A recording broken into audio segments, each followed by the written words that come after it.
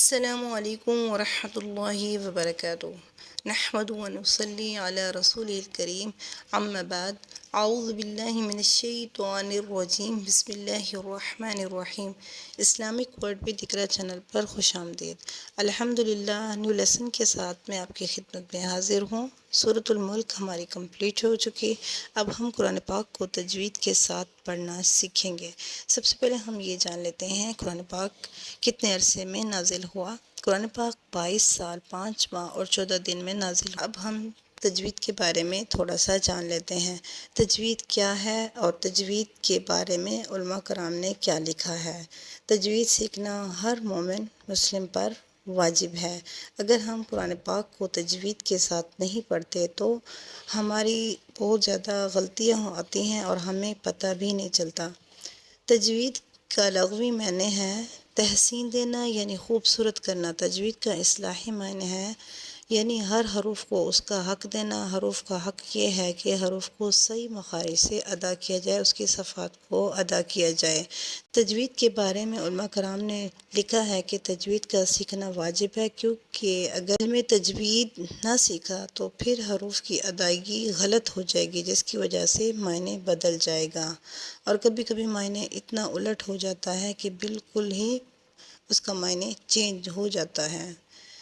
قرآن پاک کی سفارش کے بارے میں ہم تھوڑا سا جان لیتے ہیں۔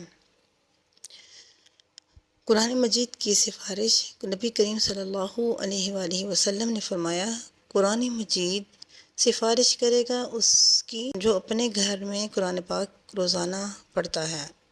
قرآن مجید سفارش کرے گا، اس کی سفارش مانی جائے گی۔ اپنے پڑھنے والوں کے حق میں بحث کرے گا، اس کی تصدیق کی جائے گی۔ جس نے اس کو اپنے سامنے رکھا تو یہ جنت کی طرف اس کی رہنمائی کرے گا، اور جس نے اس کو اپنے پیٹھ پیچھے رکھا تو اسے ہانک کر جہنم میں لے جائے گا۔ خیرکم من تعلم القرآن وعلمہ، تم میں سے اچھا انسان وہ ہے جو قرآن پاک خود سیکھے اور دوسروں کو سکھائے۔ قرآن مجید گھر میں پڑھنے سے برکت ہوتی ہے۔ قرآن مجید پڑھنے کی وجہ سے گھر اپنے رہنے والوں کے لیے کشادہ ہو جاتا ہے، اس میں فرشتے حاضر ہوتے ہیں، شیطان اس گھر کو چھوڑ دیتا ہے۔ تو ہم قرآن پاک کو پڑھنا شروع کرتے ہیں تجوید کے ساتھ۔ تو آپ میری آواز کے ساتھ آواز ملائیں۔ ہم الحمدللہ سیکھیں گے قرآن پاک کو جوڑ کے ساتھ پڑھنا اور بغیر جوڑ کے ساتھ۔ اعوذ باللہ من الشیطان الرجیم، بسم اللہ الرحمن الرحیم۔ قل، قاف لام پیش قل، حمزہ زبر آ، قل آ، عین واو پیش او، قل اعوذ، آ کا مخرج ادا ہوتا ہے حلقے آخری حصے سے، اور اس کو ہم نے یعنی عین اور آ میں فرق کرنا ہے۔ قل اعوذ، بازید بھی، قل اعوذ بھی، را کو با کے ساتھ ملا کر پھر با کو نون کے ساتھ ملانا ہے۔ را با زبر رب، با نون زیر بن، نون الف زبر نا، بن نا، نون میں شدت کی وجہ سے غنہ ہوگا۔ قل اعوذ برب الناس، سین زیر سی، قل اعوذ برب الناس۔ اب یہاں وقف کریں گے کیونکہ ناس کی جگہ ہم ناسی کی جگہ ہم نے ناس پڑھنا ہے۔ قل اعوذ برب الناس، میم زبر ما، لام زیر لی، مالی، کاف نون زیر کن، ملکن، نون الف زبر نا، ملکن نا، یہ غنہ کریں گے نون شدت، سین زیر سی، ملکن ناسی۔ اگر ہم وقف کرتے ہیں تو ملک الناس یعنی اس جو حرکت ہے اس کو سکون میں چینج کر دیں گے۔ قل اعوذ برب الناس ملک الناس، حمزہ زیر ای، لام کھڑے زبر لا، الہ، نون زیر ہن، نون زبر نا، الہ الناس، سین زیر سی، الہ الناس، مین زیر من، شین را زر شر، لام زیر رل، من شر واو سین زبر وس، من شر الوس، واو الف زبر وا، یہ الف ہوتی ہے، من شر الوسواس، سین لام زیر سل، من شر الوسواس خون زبر خن، نون زبر نا، خناس، سین زیر سی، خناسی، وقف میں خناس، من شر الوسواس الخناس۔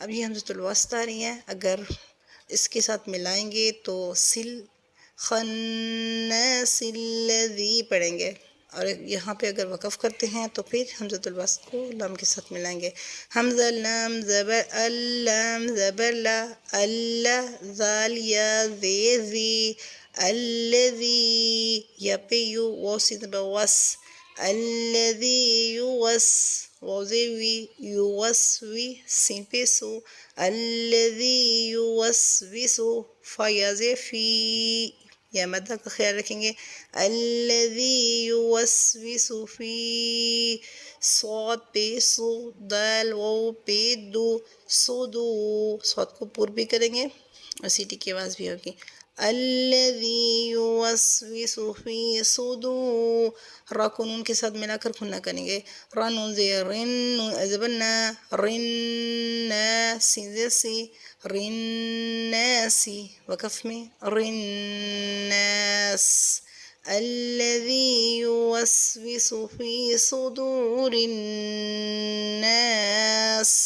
میم زیر مین، نون لام زبر نل، مینل، جین نون زیر جن، جیم کو نون کے ساتھ ملا کر پھر گننا ہوگا، مین الجن، نون زبر نا، مشدد والے حروف کو 2 مرتبہ پڑھتے ہیں، 1 مرتبہ پہلے کے ساتھ ملا کر دوسری مرتبہ خود سے، مین الجنتی، مین الجنتی،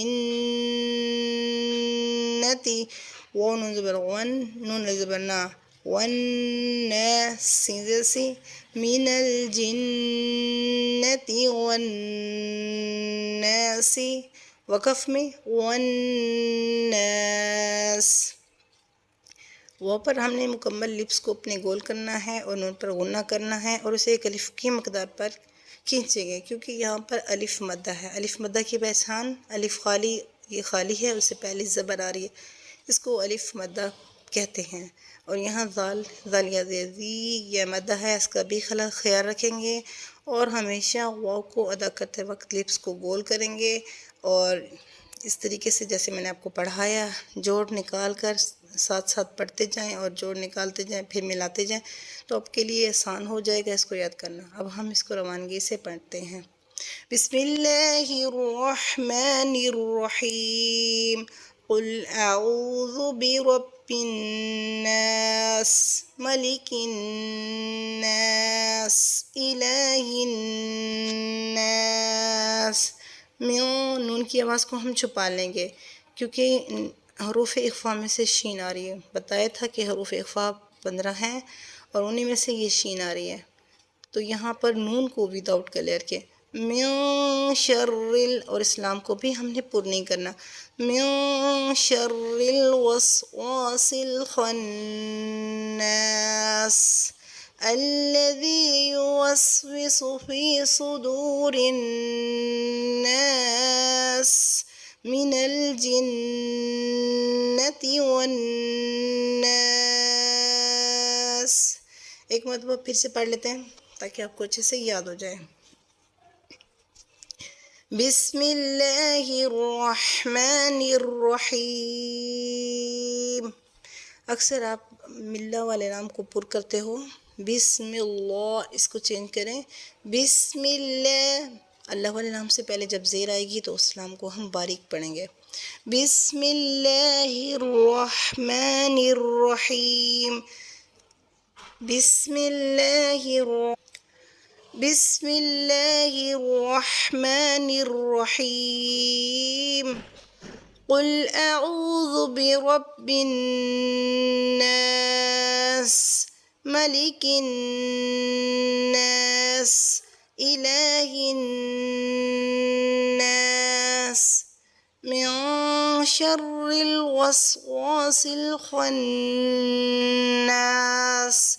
الذي يوسوس في صدور الناس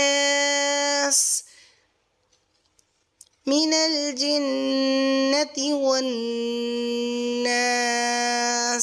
بسم الله الرحمن الرحيم. قل أعوذ برب الناس ملك الناس إله الناس من شر الوسواس الخناس الذي يوسوس في صدور الناس من الجنة والناس. صدق अल्लाहुल अज़ीम। अगर आपको मेरे पढ़ाने का तरीका अच्छा लगता है और आपको समझ आ रही है, इसमें फ़ायदा हो रहा है, तो आप इस वीडियो को ज़्यादा से ज़्यादा शेयर करें ताकि आपकी वजह से और भी बहनें इस इल्म से फ़ायदा उठा सकें, इस वीडियो से उनको फ़ायदा हो। अगर आप मेरे चैनल पर न्यू हैं तो आप चैनल को सब्सक्राइब कर दें और बेल आइकन के बटन को प्रेस करें ताकि आने वाला न्यू लेसन आपके पास आसानी से पहुंच सके। अस्सलामु अलैकुम व रहमतुल्लाहि व बरकातुहू।